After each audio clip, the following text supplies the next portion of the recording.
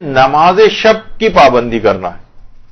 آپ کہیں گے کہ بھئی نماز شب کی پابندی، خود نماز شب کے سلسلے میں یہ ہے کہ یہ اس حد تک آپ یہ نہ سوچیں کہ بھئی نماز شب بھی ہو رہی ہے تو گناہ بھی تو مجھ سے ہو رہے ہیں. کوئی بات نہیں، گناہ ہوتے رہیں، نماز شب نہ چھوڑیں.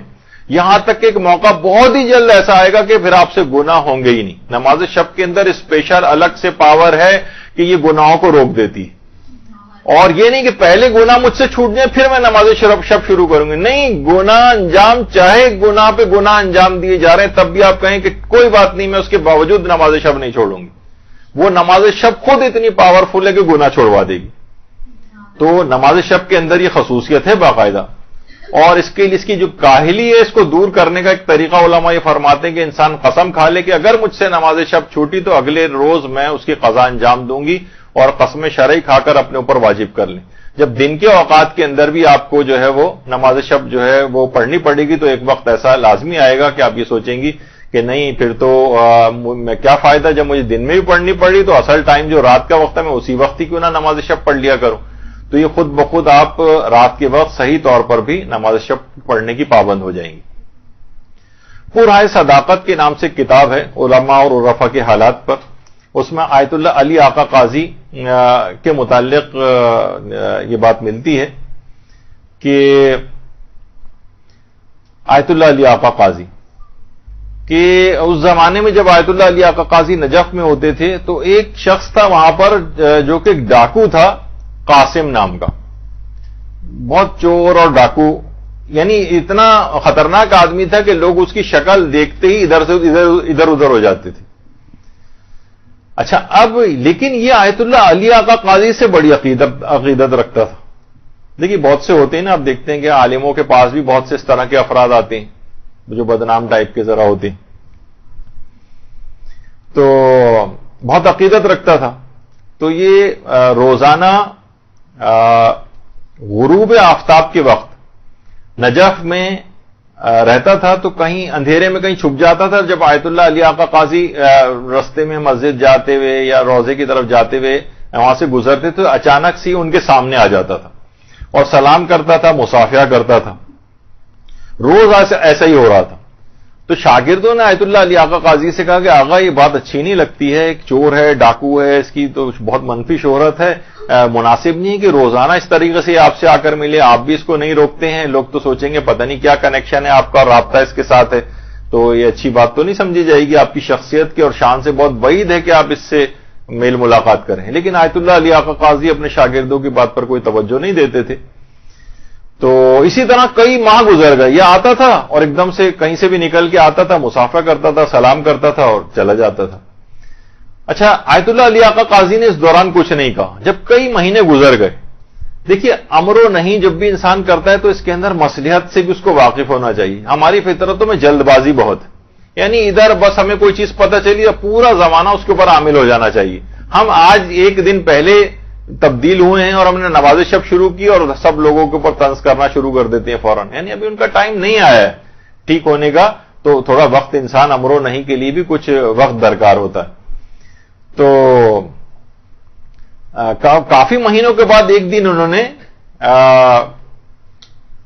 پکڑ لیا آیت اللہ علی آقا قاضی نے قاسم کو اور کہا کہ دیکھو اگر میں کام کہوں تو تم انجام دو گے، اور دیکھو کام اتنا آسان ہے، کوئی مشکل کام نہیں، نہ مال خرچ ہوگا نہ کوئی خاص وقت خرچ ہوگا.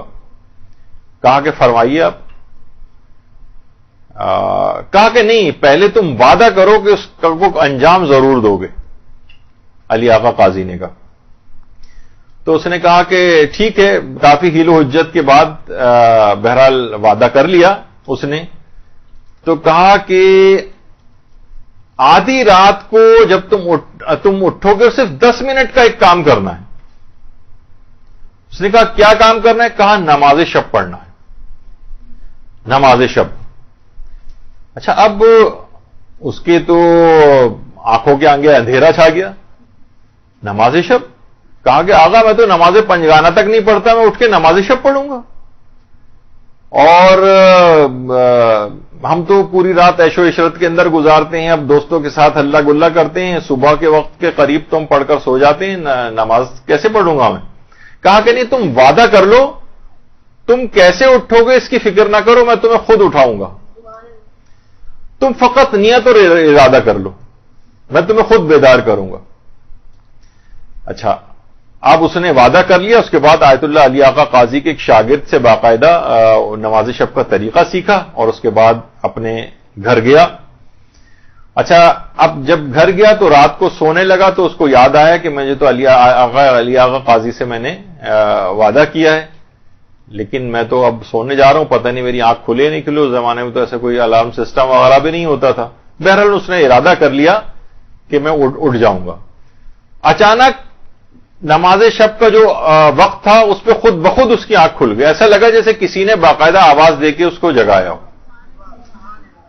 اچھا، اس کے بعد بہرحال اس نے وعدہ تو کر لیا تھا کہ اگلے دن پوچھیں گے آ کر. اب اس کی جس وقت بالکل اندھیری رات تھی، 14ویں کا چاند جو ہے وہ چمک رہا تھا، اور جب یہ اپنے حوض میں وضو کے لیے آیا تو اس حوض کے اندر، اس پانی کے اندر اس کو اپنا عکس نظر آیا. اور بعض اوقات ایک ایسے کچھ لمحات انسان کی زندگی میں توبہ والے آ جاتے ہیں، تو اس میں جب اپنا عکس نظر آیا تو اپنے تمام گناہ بھی اس کی آنکھوں کے سامنے آ گئے. جسم لرزنے لگا، چلانے لگا، پروردگار آج اتنے عرصے کے بعد یہ غلام جو ہے تیری بارگاہ میں آ رہا ہے اور مجھے اپنے حضور حاضری کی اجازت دے دے. اس کے بعد اس نے نماز شب پڑھی اور گناہوں سے اس نماز شب کی برکت سے اس قدر عظیم مقام حاصل ہوا اور ایسا تائب ہوا کہ وہ اس زمانے میں ولی خدا کے طور پر جانا جانے لگا، پہچانا جانے لگا. حتیٰ کہ جو بیمار افراد ہوتے تھے وہ اس کا جھوٹا پانی لے کر جاتے تھے اور اس سے شفا یابی حاصل کرتے. درود بھیجیے محمد علیہ محمد.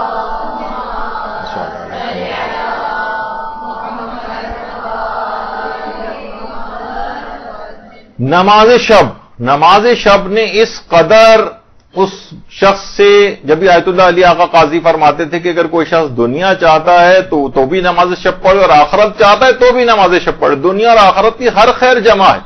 اور یہ اتنی پاورفل نماز ہے کہ گناہوں کے ساتھ کوئی چور، ڈاکو، ڈکیت، قاتل کوئی ہو اس سے بھی گناہ چھڑوا دیتی، چاہے جائے گا کہ جو ان گناہوں کا شکار نہ ہو. تو یہ رمضان خاص طور پر اس میں اپنے آپ کو خاص طور پر ان تمام چیزوں کا اپنے لحاظ سے آپ عادی بنا لیں.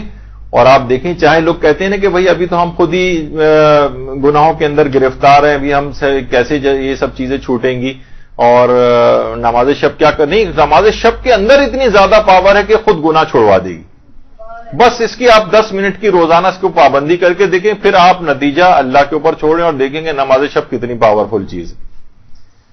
اور اس لحاظ سے بھی اگر آپ دیکھیں تو اس میں کوئی مسئلہ بھی نہیں، رات کو اٹھنے والا بھی کوئی مسئلہ نہیں ہے. آیت اللہ سیستانی کے فتوے میں تو نماز عشاء کے پڑھنے کے فوراً بعد بھی آپ نماز جو ہے شب پڑھ سکتی ہیں.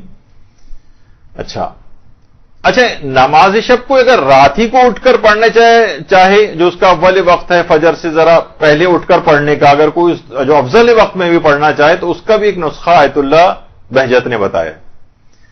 آیت اللہ بہجت فرماتے تھے کہ اگر دن کی نمازوں کو آپ اول اوقات میں انجام دیں تو نماز فجر کے لیے اور نماز شب کے لیے بیدار ہونا مجھ پر چھوڑ دیں.